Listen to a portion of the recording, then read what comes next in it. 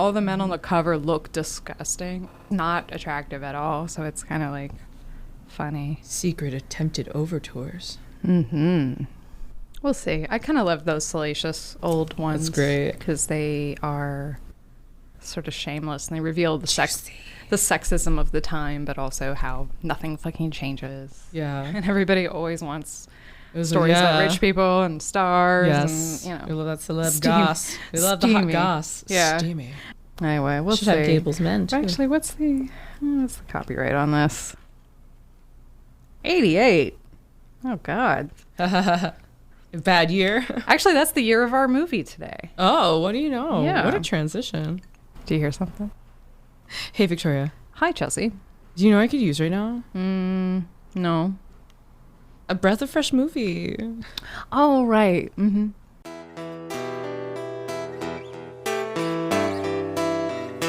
That's a movie I like to see.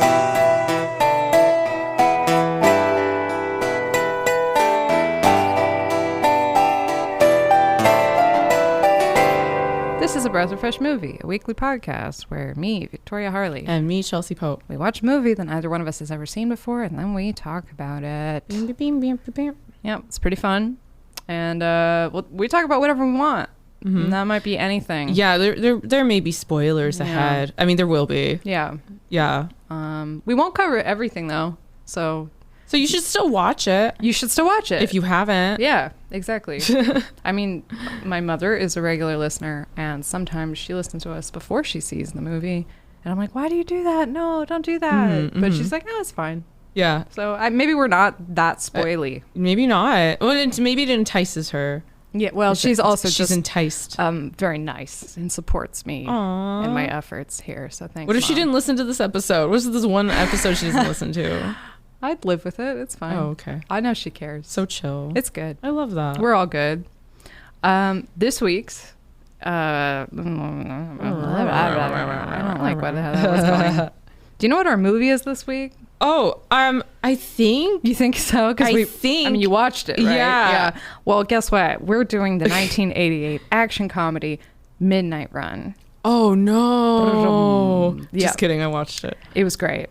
It's directed by Martin Brest, who we have covered one of his films before. Oh yeah, you may or may not know the iconic movie Geely. Iconic is a nice way of putting it. What are you talking about? This director, the last film he made was Geely in 2003, and it kind of killed his career, which is crazy because he's done a lot of really great things, and this is one of them. And Geely is another one of those. I mean, that movie was, to his credit, taken away from him and cut very differently. Interesting. And I'm not saying that the original was better, but it actually seems to fit his like style. We'll talk a little bit more about some of the other movies he's done, but he does a lot of these kind of action thriller Could comedy. Geely have been good? I mean, that's what I'm saying. Could it have been as good as Midnight Run? I don't know. I just think J-Lo and Charles Grodin, tomato, you know, so similar and dynamic.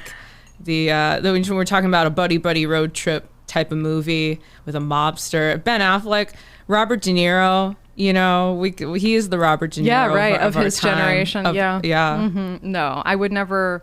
I guess all I'm saying is that it feels like this is a genre that Martin Brest is off. Like he's made a good career out of this. You know, like he did Beverly Hills Cop. Again, not my favorite movie, but very much one of these action comedies. You know, it certainly projected him into this like place of kind of importance in Hollywood. He also did Scent of a Woman, which isn't, again, not my favorite movie, but it still deals with kind of like people in crime or criminal. Like he seems to be interested in these sort of crime genres. Right. And because this movie is... But more about like the dynamic of the people. Like seems like that's a framework, but then when it comes to the back and forth, he does seem interested in just seeing the actors connect or exude their charisma. No, totally. I mean, this is an example of where it really works. Like, and it completely relies on the chemistry between the actors because this is such a formulaic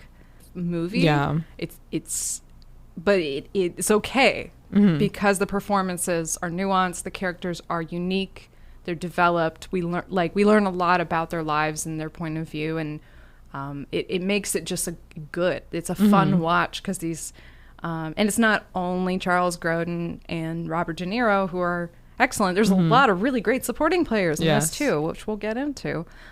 For those who want to know what this movie is, maybe you haven't seen it and you're still here.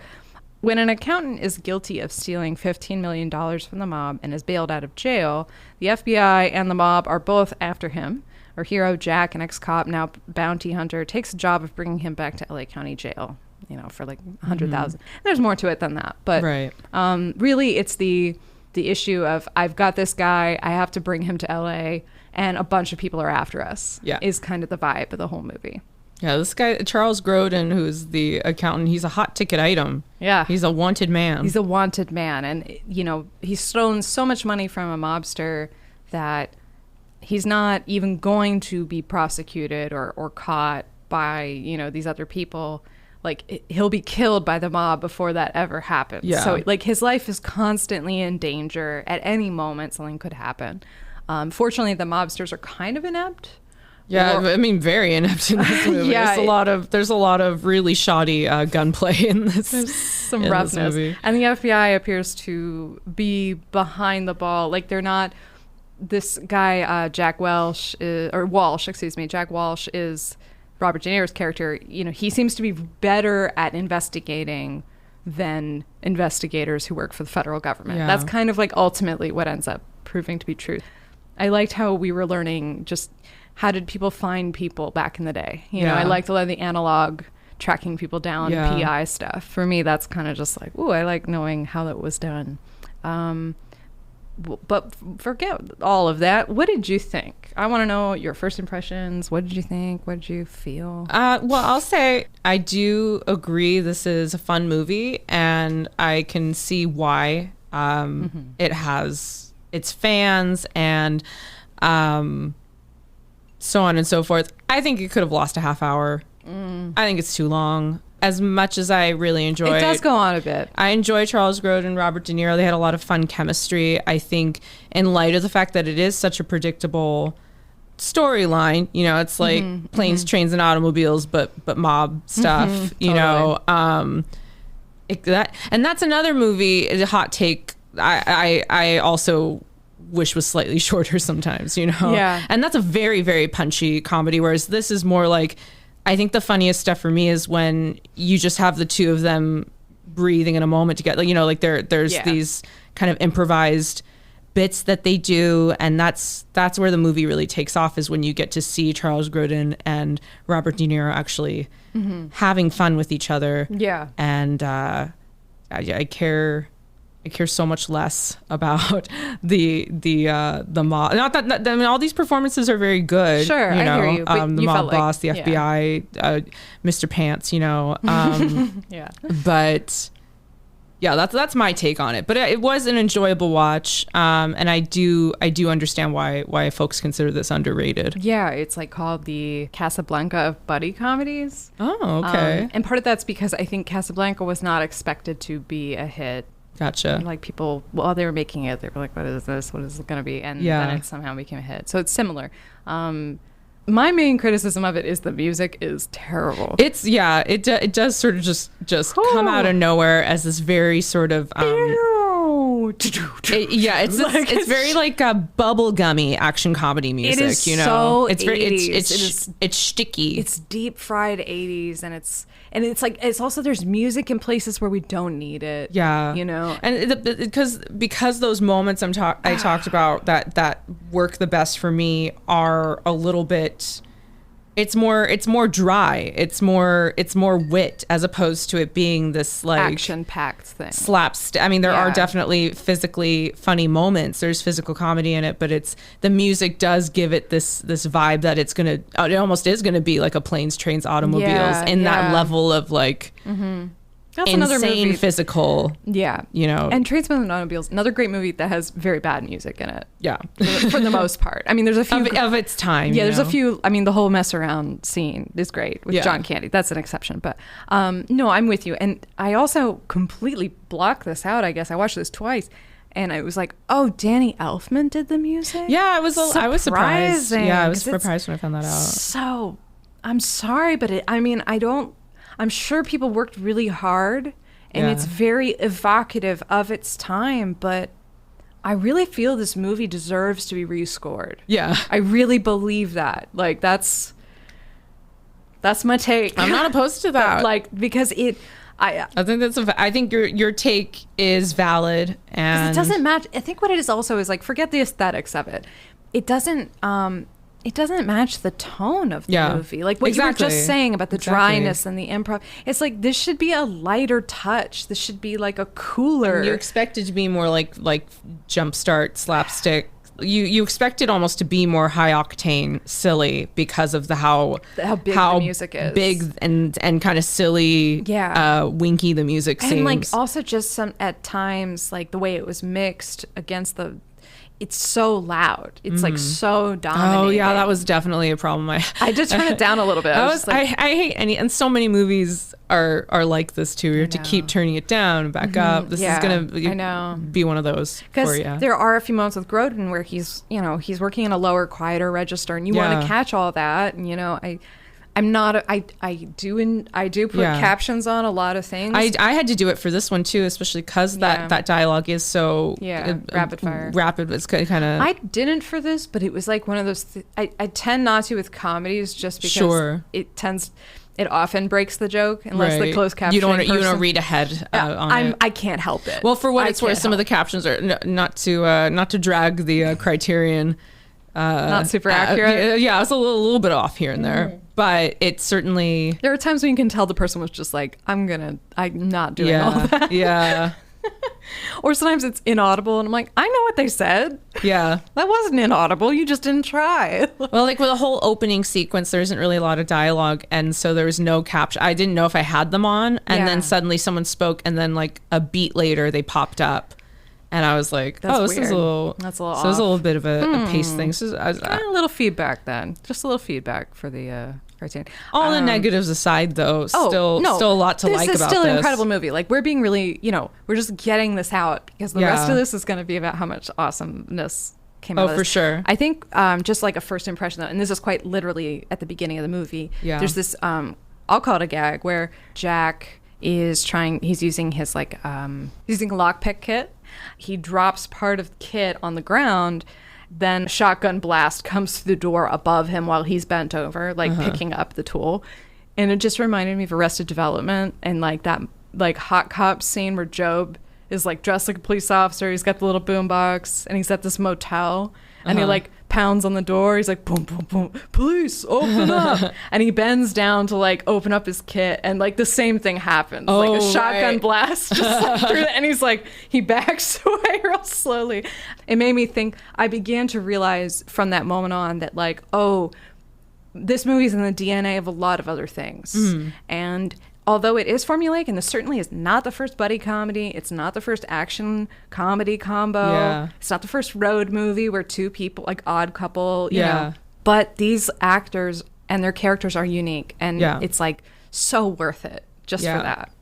Absolutely. And the chemistry is what elevates the material. 100%. Because this, I think, there are some pacing problems I have with the movie, and again, if it had gotten the script had gotten maybe another pass or been some more trims, I think this would be a very fun. It is still fun, but I feel like it would have been a very fun 90-minute movie. Yeah, no, I think I agree. I mean, there was a part of me that felt like, did you write the script so you could just take a trip across America? Yeah. Because we literally go everywhere. It is like coast to coast. We're in Los Angeles, New York, Ohio, Chicago, Amarillo, Texas. It just goes on and on and on. Vegas. There's a ton of. I love Dennis Farina. Like, he's barely in it, but his presence as Jimmy Serrano, this gangster who his whole presence hangs over the movie. Well played. Oh, he is perfect, and he's barely in it. It's just like a scene of him where someone comes and tells him something, and then a phone scene, and then like I'm walking through the casino with my goons. It's like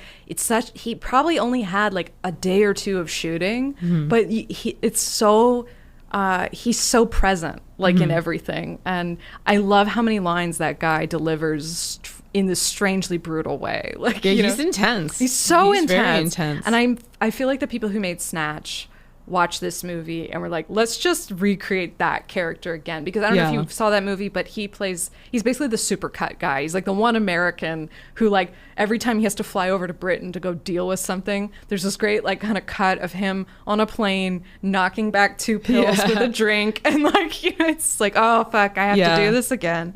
Anyway, I think Dennis Farina is fucking great in this. He had, is this more on number 1? Put more on number 2. I'm like, that almost feels like that could have been in the script, because those 2 mobsters who were kind of the bottom rung of that operation were so inept and so childish. So much so, yeah. He's not mad at me, is he? I thought the scene with the ex-wife and the daughter was really good. Wow, Really good. so much silence. Didn't expect it. Yeah, again, with all the more reason when the music sticks out, because there are these it's a serial comic. You know, the various moments in this movie. It's incredibly you know? grounded. Like, when, like, we don't learn everything at once, you know, and it's like we get to learn about these characters as they're learning about each other. Yeah. And what I love is that, like, Groden is like, no, I'm gonna know more about you than you're gonna know about me. Yeah. Like, is this a love story? It very much has that endearment factor, you know, when Walsh opens up to him, and then it's reluctant, and he's like, I see what you know, like he's very jaded and kind of sees through that, or thinks that, you know, Charles Grodin's character is just kind of fucking with him so he can eventually get away or manipulate him. But Charles Grodin's actually kind of just being a sensitive mensch. Like, he's just. But it's funny, everyone describes his character as being irritating. And I suppose, you know, when he's talking about, like, you ever heard of arterial sclerosis? Like, all that stuff is like, it's a little bit, no one wants to hear that. But I didn't find him that irritating. I thought, like, everything he felt very normal to me. I liked his energy, because I liked the attitude he had of, like, they're gonna kill me. Like, right. Like he was I'm gonna have to give you the slip. Yeah, he's like almost like as though he's accepted he's just kind of along for the ride in a sense. He's kind of much more at ease with what's happening. He's very stoic, you know. And I think also his openness about, like, you know, oh well, I gave that money to charity, and he's like, oh, so a bunch of people you don't know can love you, and he's like, don't you want to be loved? You know. And there's this like pause, and it's like, I got plenty of people who love me, and then another great pause, and then, really? Who? Good moments. I mean, good just moments like the that. space between the lines, like the pauses are amazing. Yeah. Like that, and it's like these are actors too that, like, I mean, the scene for me that's top and most is with the bus sales agent, like the woman who works at the counter at the bus agent or the bus depot. Who, they're running the credit card and it's not going through. Charles Grodin barely says a word in that scene, but he is making eye contact with her. He's performing with her. He's just, they're constantly rolling her eyes, just shaking his head. And it's like, I've never, like, it's one of these great movies that you laugh so much at things that are wordless. Yaphet Kotto, almost all of his scenes are just him turning around looking really pissed at somebody who has said the dumbest thing. Yeah. He's that straight man. You need to see that office, the office reaction. Yeah. Is this going to make me upset? Yeah. There's a good chance. Yeah. This is going to upset me. That was a line. I thought it's funny because Grodin, of course, his character pretends to be afraid of flying. And we find out later that's not actually true. But when he gives that anxiety attack on the plane, that is like an anxiety attack for the ages. That performance, like, just like the, no, these things, they're too big. They go down. Like, it's very silly. I thought it was very transparent, kind of over the top breakdown that he's having. But it works, and they cut to them walking through that train. He's just like, I love trains. Yeah, he's like, why the fuck are you smiling? I love to travel by train. Yeah, he's just so like, I got my way. Yeah, I love to travel. But it's sort of like almost like that tactic is almost like he's getting out of going on the plane, but it's not as sort of nefarious or like this elevated like manipulation tactic that's happening. It's almost like, I just want to go in a train. Just likes it better. Yeah. Yeah. what else did I? Just moments that were standing out. Those were the big ones. And we need to justify that movie choice too, because if it was playing, the movie would have been over too soon. That's true. It's true. Chorizo and eggs. That was a great moment with I think is it Teresa and eggs? Yeah. Chorizo. And when she described it, it was like, no, it's delicious. Yeah, it's absolutely. delicious. A lot of diners. They had like 4 different diners in this That's movie. so true. And I love the one where Jack has just lost the Duke. They got to give a nickname to some guy who stole a bunch of money. Yeah. But he loses Mardukas to another bounty hunter. And this is kind of near the end of the movie. And you can just tell he's like, fuck. You know, low point, yeah. Oh, at low point. Absolutely. And he's filthy because he's got like desert dust, 3 days of sweat, river water. Like they've been through hell and he's lost it. And he's so close. And then he goes, and we don't know, but the next thing we see is him entering this diner. And there's something about that scene that was like, I know that feeling kind of just being absolutely emotionally and physically defeated. And the hospitality of just somebody behind the counter can mean so much to you. And like the way, you know, the lighter isn't working. He lights the cigarette for him, gives him the matchbook. I don't know. There was something about that just, it felt true and real and beautiful. You know, and there's a lot of strangely beautiful things in this movie. As much as it is a funny action movie, it has a lot of like ethics and morals and heart. I mean, I hate when people are like, it has a lot of heart, but it really does. No, just like Geely. Just like Geely, actually. It's a lot of heart in this movie. Yeah, right. It's a lot of humanity. Pathos. I gotta say, my just one last favorite thing was the scam to get $20 bills. That whole scene from top to bottom was just perfect. Just a solid scene. More of that, less other stuff. Yeah, exactly. And it came so late. Yeah. It was like, man, this could have been moved up and it would have been, you know, it took so long for him to trust him to do this gag or to do this like scam and uncuff the guy and all that. But that scene is so great. I mean, I love the guy behind the bar, the way his eyebrows just go up a little bit when he sees the badge, like, "Ooh, okay." Okay.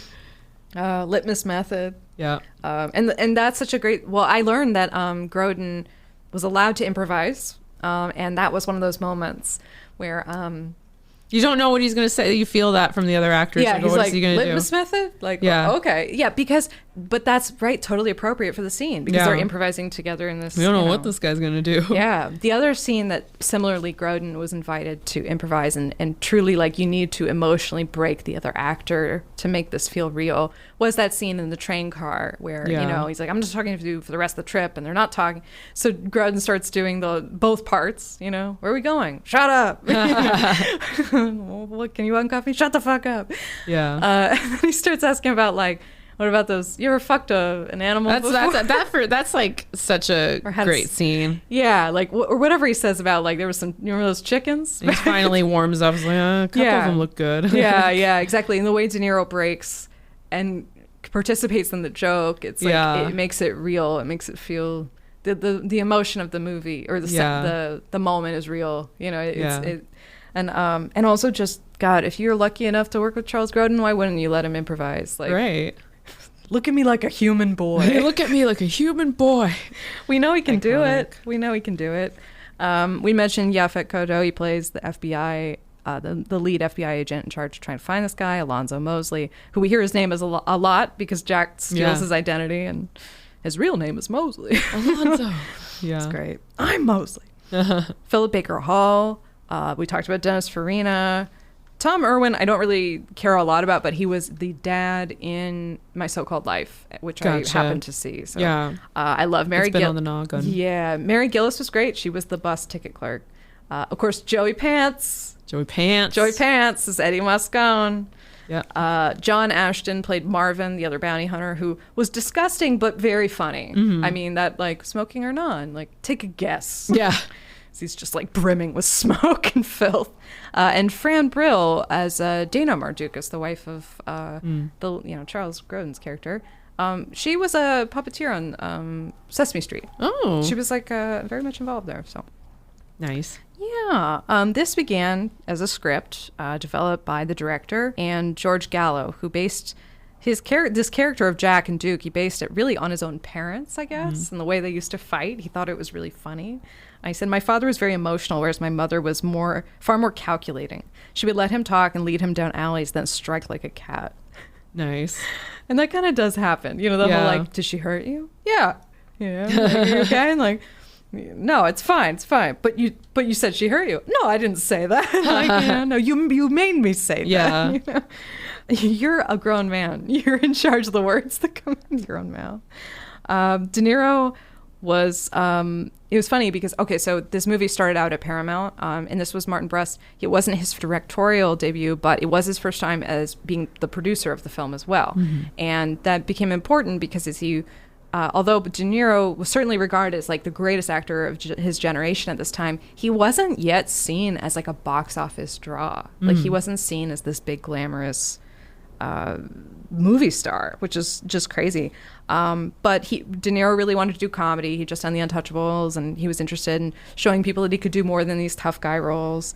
By playing a tough guy. I know, right? But comedy. He's trying to loosening the collar. He's fun in it, but of course, he's definitely more of the straight man role. Well, and he's at an interesting place because he's still got a little bit of that youthfulness, but he's starting to get a little bit silver. Yeah. It's De Niro had a really interesting time, I think, in his career. But De Niro's own agent said that his client would never be a star because he's, quote, just not seduced by glamour. Anyway, but they're going ahead with this. Paramount's excited because De Niro's still a good name. But Paramount wanted another big star opposite him. Again, they wanted somebody more bankable. Right. They considered making the character female just so they could like cast Cher. They also looked at Robin Williams, which Brest wasn't interested in either of those options. And Paramount sort of dropped the project. They said it was because this is such a big budget. No, but really it's because a bankable star. Brest had the audition with Grodin and De Niro and was like, they're amazing. They've got the chemistry. Yeah. This is who we're casting. And they were like, Charles Grodin, to them, this was like, why would you cast this? Not this talented character actor. How dare you? Come on. I know. I think you shared it with me, that tweet about like, we used to have movie stars like Charles Grodin. We used to be a society. Yeah, it's true. It's the truth. He was so perfect. Who do we have like Charles Grodin now? Nobody. Not really. Nobody. Yeah. There's nobody like Charles Grodin. That's part of it too, though. I mean, Robin Williams, I'm sure the improv would have been fun and maybe would have matched the music a little more. Yeah. I don't know. Well, then I don't know about that even though, because yeah. I'm thinking about Cher and it's like, well then the tone of that would be so different because she's not like yeah, and it's like, would she be like the Duchess? I'm imagining her being a little more like she is in so many of her other movies. She's very good at playing kind of a very practical personality. No, I mean, calls shit out. Totally would be fun, but it's such a different flavor. And I think the studio was snap out of it. Yeah, I think the studio was pretty transparent too about like, it wasn't as if like, I'm not saying the problem is like, oh, they want it to be a woman. It's that they want to cast a woman, have it be about her being a woman, and they want there to be sexual tension. It would have been like a rom-com thing all of a sudden. Which I'm not saying that couldn't work. It's just that it's a very different movie. That's Geely. That's right. That's Geely. Fuck, you're right. We could have had two Geely. God. Grodin, he got permanent scars on his wrists from having to wear these handcuffs for almost the entire filming. They were on that tight, I guess. And De Niro shadowed bounty hunters and cops get into the role. Yaphet Kotto was not a huge fan of Martin Brest's directing style, which is a bit of I guess he has a bit of a perfectionist. It's a bit tedious, repetitive. Lots of takes, lots of repetition. Yes, exactly. And as a result, Kotto kind of lost enjoyment in the process. But however, he did say he was also sick for most of the movie's production. He said, I had a fever and was under the weather for most of it. I was shocked it came off so funny. It sure wasn't funny making it. But, his character is not having the role. He channeled the character. Exactly. Well, I mean, his character was not having a good time. So this came out July 20th, 1988. It made $5 million or so in its opening weekend. And eventually, altogether, it was like 81.6 worldwide. Whatever. I don't really care about the money so much. Just the fact that it was a box office success. it was a success, and the fact that Paramount was like, well, we don't want to make it's too expensive. It's like Universal ended up taking on the project because they had worked with Brest before on Beverly Hills Cop. So they were like, we'll do it. Yeah. Let's do it. We trust you. Yeah, you're throwing out money. You're throwing money away. Yeah, so rightfully so.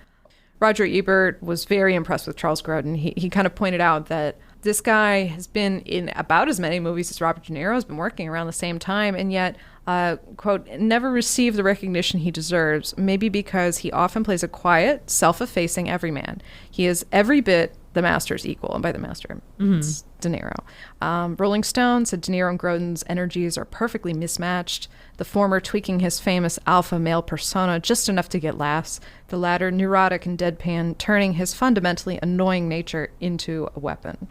It works. It works. Yeah. I went on Letterboxd to find some ladies. There were still so many male reviews of this. It was like, this one I love. Just this is Angela Ferragato said, "Is this the most romantic movie I've ever seen?" That's a good one. It's a good one. It's true. There's good bromance.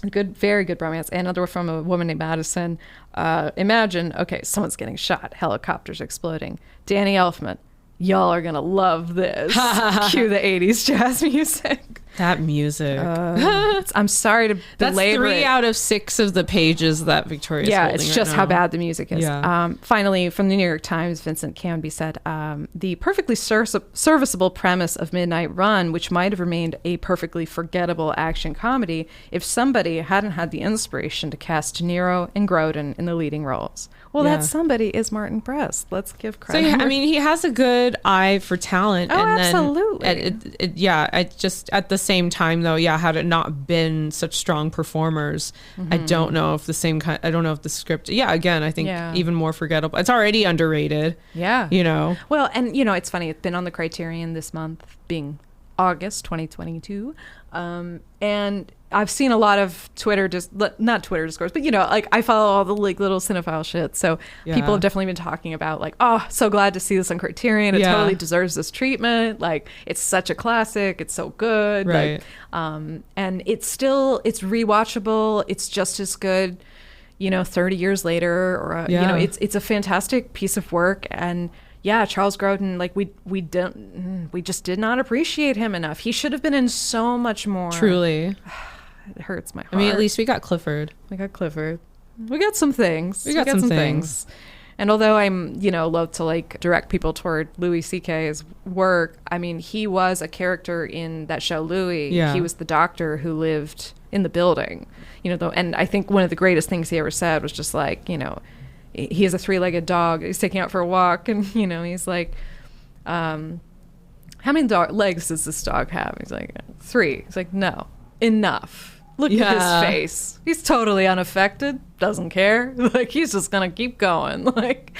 And just that there were a lot of really great meditative moments. That whole thing about, the reason your back hurts is because our evolution hasn't caught up. We're using a clothesline as a flagpole. It was a great character, which makes the whole, it's steeped in. That's it. All to say that, because then his work goes a little more falls missing. Under the radar. Yeah, it goes a little more missing. Exactly. Yeah. And that's the bummer, right, of writing off some of these things, is that there are these really exceptional work of performers and creators and all these people behind the camera we don't see, and it's hard to write. I don't know. There's a great video store in South Pasadena called Videotech, and the way they kind of handle some of the Woody Allens and all these other, Roman Polanski is okay, let's not throw away the magnificent performances that the women in these films gave. Yeah. Like Rosemary's Baby and True Story. And I think that's a smart way to handle it. Yeah. I think that's kind to the people who worked hard. It's a good holistic perspective. Exactly. So that's kind of the posture I'm going to take. There you go. Wow. Other movies that were out at the time. Number 1 at the box office when this came out was Who Framed Roger Rabbit. Yeah. So number 2 was Coming to America, Crocodile Dundee 2, Big, and Die Hard. Now, what's interesting about Big is that Robert De Niro wanted to do it. Mm-hmm. And Penny Marshall, the director, wanted him to do it. Uh-huh. And the studio was like, not a big enough star.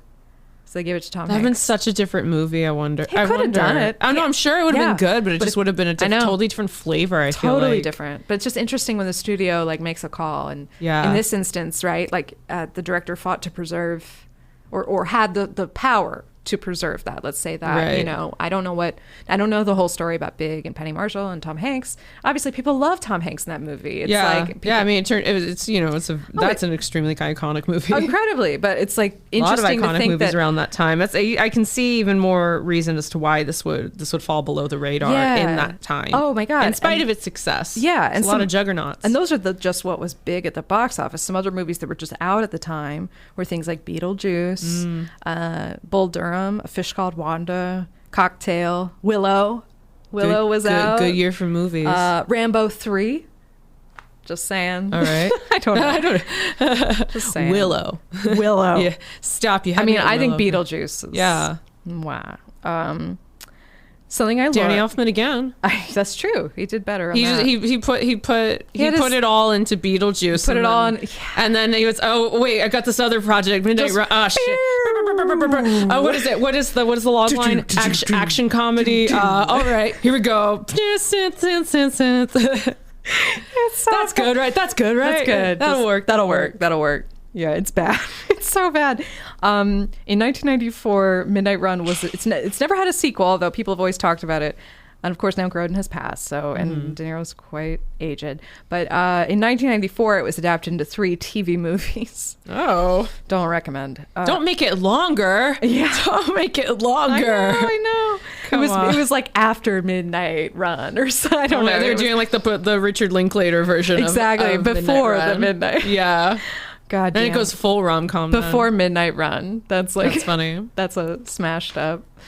Okay. I could have Where they really talk about enjoyed this their- movie where it's just that, like, following them for like 90 that's minutes. what I'm saying. Like that could have been I really think- fun. They could have done it Linklater style and it would have worked. I mean, I think like it did feel like there were an awful lot of showpieces, you know, like there's the shootouts and there's the part where Jack shoots the tail fin of the helicopter. I wonder if it's and like, it goes down and crashes in a big ball of flames. Like, I mean, there's I don't know. so- There's too many cooks for me in that. It's a Like, lot it's of like I don't think stuff. we need all that. Like, there's like strip two, that away and we. two different car crashes. Yeah. Like, it's just so much. It's like, well, we need like we. But the best we scenes need are- you to do all this tropey stuff to fulfill these certain expectations, and the Yeah. music needs to indicate as well. Like, Yeah. there's all this indicative type Yeah. of like mob action comedy stuff, and I feel like it didn't need gets that. in the And way. you can still have Yeah. it be about this bounty hunter Oh and yeah, this it can still be an action. and this movie. guy with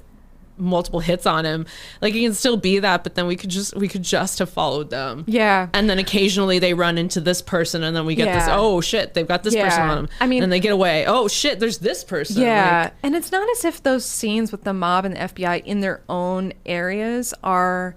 They're not as if those scenes go on long and long. They're pretty terse. They're fine. I think what happens is too many times where they all collide, Right. and it creates this big mess. And it's like, and I mean, I don't mean to be picky at because I really love this movie, but I agree with you that like it felt like it went on, and I think I could have just dined on nothing but De Niro and Grodin. That's exactly what I'm saying. Yeah. You know, yeah, Yeah. I know that's what. Yeah, and I'm agreeing. absolutely. I'm agreeing with absolutely. you. No, for sure. I think we were that's- robbed a little bit of, you know, I feel like there could have been like, I mean, the Yeah. best scenes are the ones where there's like the least action. Yeah. So it's Exactly.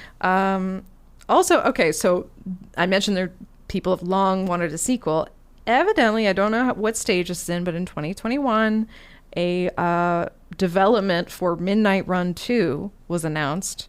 De Niro is a producer, not a star, and the idea would be Regina Hall to lead. I don't know who she'd be with, and I'm not gonna sit here and be like, "Well, that'll never work." It's just that Sure. I think Midnight Run is not about its premise; it is about De Niro and Grodin. That's the magic. It's gonna live or die. Yeah. If that gets me, it's gonna live or die on the chemistry. Yeah, and I don't want to say like it couldn't be done, because obviously this is a premise that, I mean, we've had Lethal Weapon and like there's so many of these types of movies. Yeah. It's like it's But I would be scared to try to take that on. Yeah. Because this is so one of a kind. It feels like, you know what they say? Stop messing with the classics. Well, like, you know that like there's an old proverb about like you never step in the same river twice. Mm-hmm. I feel like this was a moment in time and a crossing of paths that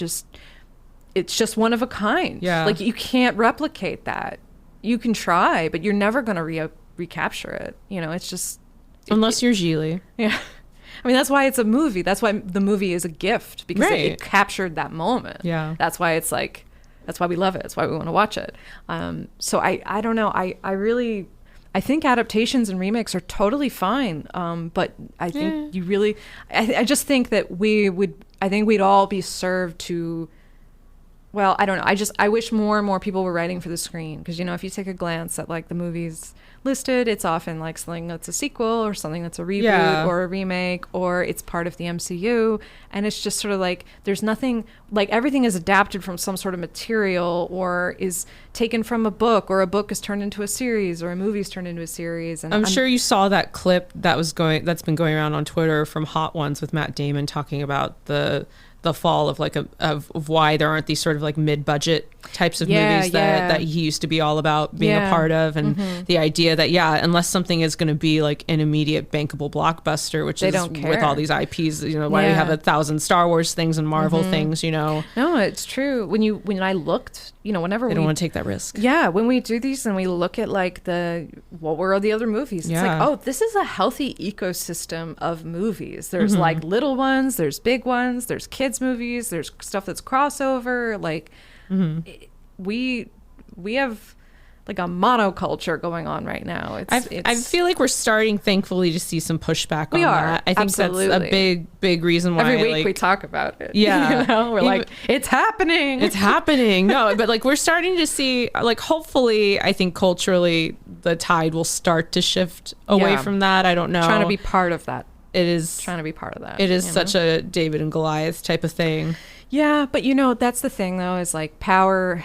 You have to remember to not be intimidated by it, because like that shit crumbles as soon as people stop believing in it. You know, as soon as people don't care about that, I don't know. And so in some respects, I can't fault studios for doing what brings in money. I mean, I think it's unfortunate because the movie business is not a normal business. I think for them to believe that you can somehow have a list of film, like have no failures, is like, no, you're gonna lose money. Like that's, the movie business is not a normal business. Right. And you can't guarantee these things, but I think tech has enabled people to believe they can. Like, oh no, the algorithm says this, or the projections say that, but none of that stuff is ever going to give you like a new idea. It can only reflect like what exists, you know?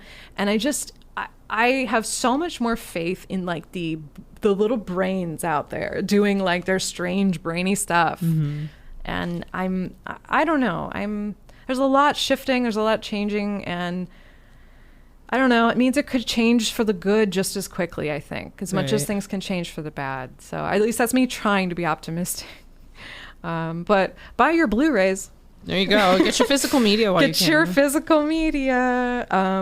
Just a couple notes. We've talked about Martin Brest before because we did cover Gigli, but just a reminder, his debut film was in 1979. It was Going in Style, which was a heist movie. It's a heist comedy. 1984, he did Beverly Hills Cop, which, by the way, was offered to Scorsese and Cronenberg.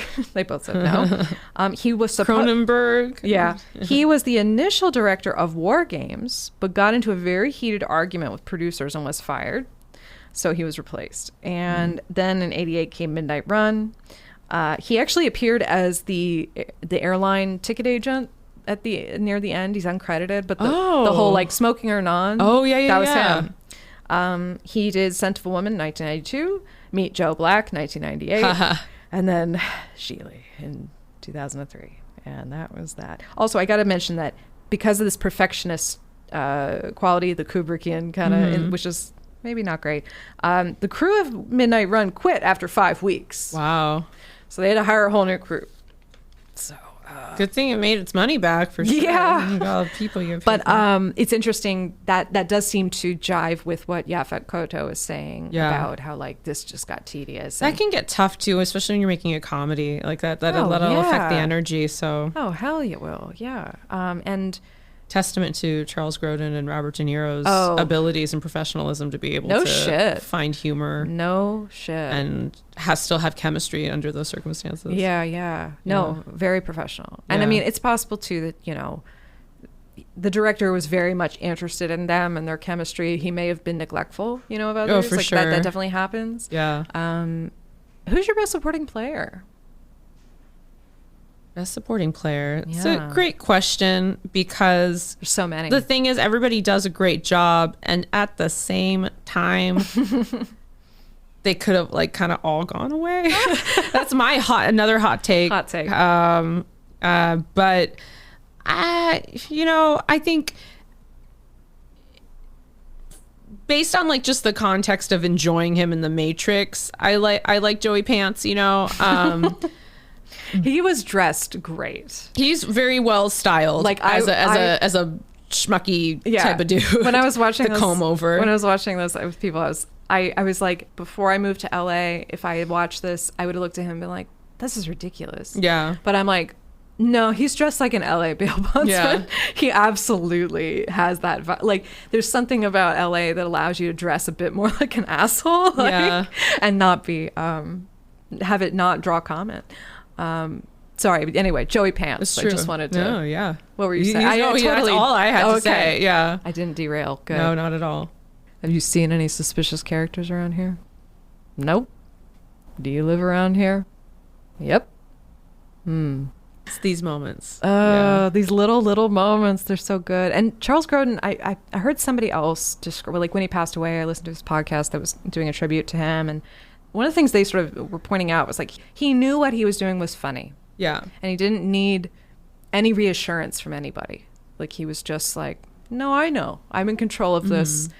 I mean, watching this, God, it really makes me want to like work hard on a better deadpan. Like every time I see him, I think, God, I want to say less and pack more. You know, he's so good. It's so elegant. Yeah. Silence. Be comfortable in it.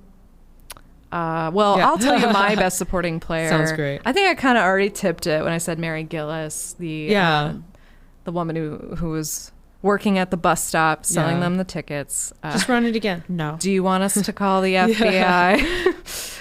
I just love that.